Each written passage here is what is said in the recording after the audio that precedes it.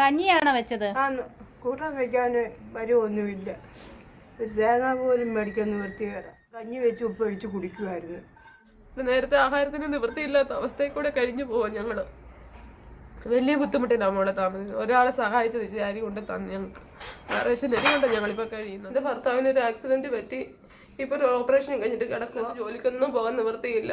കുഞ്ഞ് 3ാം ക്ലാസ്സിലാണ് പഠിക്കുന്നത്. അവരൊന്ന് എണീച്ച് നടന്നാലേ എൻ്റെ കുഞ്ഞിൻ്റെ കാര്യങ്ങളായാലും കുഞ്ഞിനെ നോക്കാനായാലും എല്ലാം എനിക്ക് പറ്റത്തുള്ളൂ. മോനെ എൻ്റെ ഇതൊരു വീഡിയോ കാണുന്നവരെല്ലാവരും എന്നെ സഹായിക്കണം. ചേച്ചിയുടെ പേരെന്തോ ചേച്ചി? എൻ്റെ പേര് സുബിത. സുബിത. ഈ സ്ഥലം ഒന്ന് പറയൂ ചേച്ചി. ഇത് വെട്ടിയാറ്, മാവേലിക്കര വെട്ടിയാർ വില്ലേജ്, വെട്ടിയാർ മാങ്കാങ്കുഴിക്കടുത്ത വെട്ടിയാർ എന്ന് പറഞ്ഞ സ്ഥലത്താണ് ഞാൻ താമസിക്കുന്നത്. നേരത്തെ ഞാൻ പഞ്ചായത്തിൽ അപേക്ഷ എഴുതി അതിന്റെ കാര്യങ്ങളും എൻ്റെ കുഞ്ഞിന്റെ കാര്യമൊക്കെ നോക്കിക്കൊണ്ടിരുന്നത്. ഇപ്പൊ എനിക്ക് തന്നെ നടക്കാൻ നിവൃത്തിയില്ല. തന്നെ കാല് കുത്തി നടക്കാൻ പറ്റുന്നില്ല. ഞാൻ ഈ സ്റ്റിക്ക് ഉപയോഗിച്ചിട്ടാണ് നടന്നു പോകുന്നത്. കാലിനും വലത് കൈക്ക് വരുന്ന വേദന ആരംഭം തുടങ്ങിയത്. അത് കഴിഞ്ഞിട്ട് പിന്നെ ഇപ്പൊ ഇടത് കാലിനുമായി. ഇപ്പൊ ഇനി തീരെ നടക്കാൻ വയ്യാത്തൊരവസ്ഥയല്ല. ഞാൻ ഈ സ്റ്റിക്ക് കുത്തിയിട്ടാണ് ഞാനിപ്പോൾ നടക്കുന്നത്. കുഞ്ഞിനാണെങ്കിൽ കുഞ്ഞ് 3ാം ക്ലാസ്സിലാണ് പഠിക്കുന്നത്. കുഞ്ഞിനെ ഒന്ന് സ്കൂളിൽ കൊണ്ടുവിടാനോ മറ്റേ കാര്യങ്ങൾ നോക്കാനോ ഒന്നും എനിക്ക് വലിയ ബുദ്ധിമുട്ടാണ്. ഒരു നിവൃത്തിയില്ലാതിരിക്കും. ഒരു നേരത്തെ ആഹാരത്തിന് പോലും ബുദ്ധിമുട്ടായിരിക്കും. കുഞ്ഞ് എന്നെ സഹായിക്കും. മോനുള്ളത് കൊണ്ട് മോനായി എനിക്ക് ആരൊക്കെ എടുത്തോണ്ട് തരുന്നതും വെള്ളം എടുത്തോണ്ട് തരുന്നതും ഒക്കെ എൻ്റെ കുഞ്ഞ. ഒരു മോളുണ്ടായിരുന്നു. മോള് മരിച്ചുപോയി. മോൾക്ക് 28 കെട്ടൊക്കെ കഴിഞ്ഞപ്പോൾ കുഞ്ഞ് മരിച്ചുപോയി. പിന്നെ മോൻ മാത്രമേ ഉള്ളൂ. ഇപ്പം എനിക്ക് ഒരു മോനേ ഉള്ളൂ. മോന് 3ാം ക്ലാസ്സിലാണ് പഠിക്കുന്നത്. നല്ലൊരു ട്രീറ്റ്മെന്റ് നടത്തി കഴിഞ്ഞു കഴിഞ്ഞാൽ ഞാൻ എണീച്ച് നടക്കുമെന്നാണ് ഡോക്ടർമാർ പറയുന്നത്. മോനെ കൈ പിടിക്കാൻ മോനെ. എനിക്കൊന്ന് എണീച്ച് നടന്നാലേ എൻ്റെ കുഞ്ഞിന്റെ കാര്യം നോക്കാൻ പറ്റത്തുള്ളൂ മോളെ. ഒട്ടും നടക്കാൻ പറ്റത്തില്ല. ഒട്ടും നടക്കാൻ പറ്റാത്ത അവസ്ഥയില്ല. ഇപ്പൊ ഇങ്ങനെ ഒരു വാക്കർ മേടിക്കാനുള്ള നിവൃത്തി പോലെ എൻ്റെ കയ്യിലില്ല. ഒരു വാക്കർ ഉണ്ടെങ്കിൽ എൻ്റെ കയ്യിൽ വാക്കറെ പിടിച്ച് വിലക്കൊന്നും നടക്കായിരുന്നു. ഈ സ്റ്റിക്ക് ഒരാള് മേടിച്ച് തന്നതാ.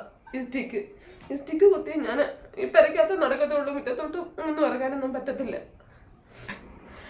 ഇനി എൻ്റെ ട്രീറ്റ്മെന്റ് നടന്നില്ല എന്നുണ്ടെങ്കിൽ ഞാൻ തളർന്നു പോകുമെന്നാണ് ഡോക്ടർമാർ പറയുന്നത്. നല്ലൊരു ട്രീറ്റ്മെന്റ് ചെയ്ത് കഴിഞ്ഞാൽ എൻ്റെ അസുഖം മാറും, എൻ്റെ കാലിൻ്റെ വേദന മാറും. ഈ ട്രീറ്റ്മെന്റ് ചെയ്യാനുള്ള നിവൃത്തികേട് കൊണ്ടാണ് ഞങ്ങളിങ്ങനെ ഇരിക്കുന്നത്.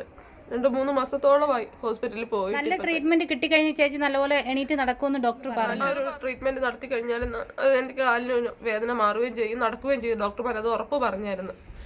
ഏതെങ്കിലും നല്ല ട്രീറ്റ്മെന്റ് നടത്തണം. എനിക്ക് ട്രീറ്റ്മെന്റ് ചെയ്യാനുള്ള നിവൃത്തിയില്ല. പൈസ ഒന്നും ഇല്ലാതെ ബുദ്ധിമുട്ടുകയാണ്. അതുകൊണ്ട് ഞാനിങ്ങനെ ഇരിക്കുന്നത്. എല്ലാവരും ഒന്ന് സഹായിച്ചു കഴിഞ്ഞാൽ എൻ്റെ ട്രീറ്റ്മെൻറ്റിൻ്റെ കാര്യത്തിൽ എന്നെ സഹായിച്ചാൽ എൻ്റെ കാല് നേരെയാകുകയും ചെയ്യും. ഞാൻ എണീച്ച് നടക്കാൻ എൻ്റെ കുഞ്ഞിനെ ഒന്ന് നോക്കാനും കുഞ്ഞിൻ്റെ കാര്യങ്ങൾ നോക്കാനും ആഹാരത്തിനായാലും വസ്ത്രത്തിനായാലും എല്ലാം വളരെ ബുദ്ധിമുട്ടാണ്. പിന്നെ ഓരോരുത്തരും സഹായിച്ചു. പള്ളിയിൽ നിന്നൊക്കെ ഈ പ്രാവശ്യം കുഞ്ഞിന് സ്കൂളിൽ കൊണ്ടുപോയത് പള്ളിക്കാരാണ്. എനിക്ക് കുഞ്ഞിന് ബുക്കും കുടയും എല്ലാം ബാഗും എല്ലാം തന്നത് പള്ളിക്കാരാണ് സഹായിച്ചത്. ഇപ്പം 3 മാസമായി ഞാൻ ഹോസ്പിറ്റലിൽ പോയിട്ട് ട്രീറ്റ്മെന്റിന് പോകാൻ പൈസ ഇല്ല. വണ്ടി കൂലിക്കായാലും മരുന്ന് മേടിക്കാനായാലും വളരെ ബുദ്ധിമുട്ടി ഞാൻ കഴിയും. ഡോക്ടർമാർ പറയുന്നത് നല്ല ഏതെങ്കിലും പ്രൈവറ്റ് ഹോസ്പിറ്റലിൽ കാണിച്ച് എത്രയും പെട്ടെന്ന് ഈ ട്രീറ്റ്മെന്റ് ചെയ്തില്ലെന്നുണ്ടെങ്കിൽ ഞാൻ തളർന്നു പോകുമെന്നാണ് പറയുന്നത്. ഒരു നിവൃത്തിയില്ല എനിക്ക്. കാരണം ചേട്ടന് വയ്യാതിരിക്കുന്നു, അച്ഛന് വയ്യാതിരിക്കുന്നു. അമ്മ പിന്നെ നടന്ന് ലോട്ടറി കച്ചവടം ചെയ്ത ഞങ്ങളുടെ വീട്ടിലെ കാര്യങ്ങളെല്ലാം നടത്തിക്കൊണ്ട് പോകുന്നത്. വീട്ടിലെ ചെലവും എൻ്റെ മരുന്നും എല്ലാം കൊണ്ട് അമ്മയെ കൊണ്ട് താങ്ങാൻ പറ്റാത്ത അവസ്ഥയില്ല. ജീവിതം വഴിമുട്ടി നിൽക്കുന്ന അവസ്ഥയിലാണ് ഇപ്പം ഞങ്ങൾ കടന്നു പോയിക്കണം. എൻ്റെ ചികിത്സ നടത്തി എൻ്റെ കുഞ്ഞിൻ്റെ കാര്യം നോക്കി ഞാൻ എങ്ങനെയെങ്കിലും ഒരു ലോട്ടറി കച്ചവടമോ എങ്ങനെയെങ്കിലും എൻ്റെ കാര്യങ്ങളോ എൻ്റെ കുഞ്ഞിൻ്റെ കാര്യങ്ങളോ എൻ്റെ ഭർത്താവിൻ്റെ കാര്യം ഞാൻ നോക്കിക്കോളാം. ഞാൻ ഭർത്താവിന് ഒരു ജോലിക്ക് പോകാൻ പറ്റത്തില്ലേ? ഭർത്താവിന് ഇപ്പൊ ജോലിക്കൊന്നും പോകാൻ പറ്റത്തില്ല. മനുഷ്യൻ്റെ ഒരു ആശുപത്രിയിൽ വണ്ടി ആക്സിഡന്റ് പറ്റി. വണ്ടിയിൽ നിന്ന് വീണ് ഓപ്പറേഷൻ കഴിഞ്ഞിട്ട് കോട്ടയത്തായിരുന്നു. ഓപ്പറേഷൻ കഴിഞ്ഞിട്ട് ഇപ്പൊ ഏകദേശം 1 വർഷത്തോളമായി. ഇപ്പോഴും ജോലിക്ക് പോകാൻ പറ്റാത്ത അവസ്ഥയില്ല ഇപ്പൊ കഴിയുന്നത്.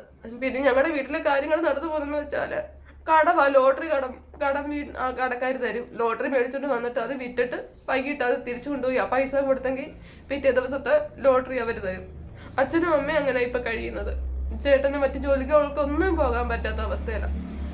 എനിക്കൊന്ന് എണീച്ച് നടക്കാൻ ഒരു അവസ്ഥ ഇത് കിട്ടിയായിരുന്നെങ്കിൽ, എൻ്റെ കാലിന്റെ വേദന ഒന്ന് മാറി കിട്ടിയായിരുന്നെങ്കിൽ ഞാൻ എൻ്റെ കുഞ്ഞിനെ നോക്കി വളർത്താൻ എനിക്ക് വേറെ ആരുമില്ല സഹായത്തിനായിട്ട്.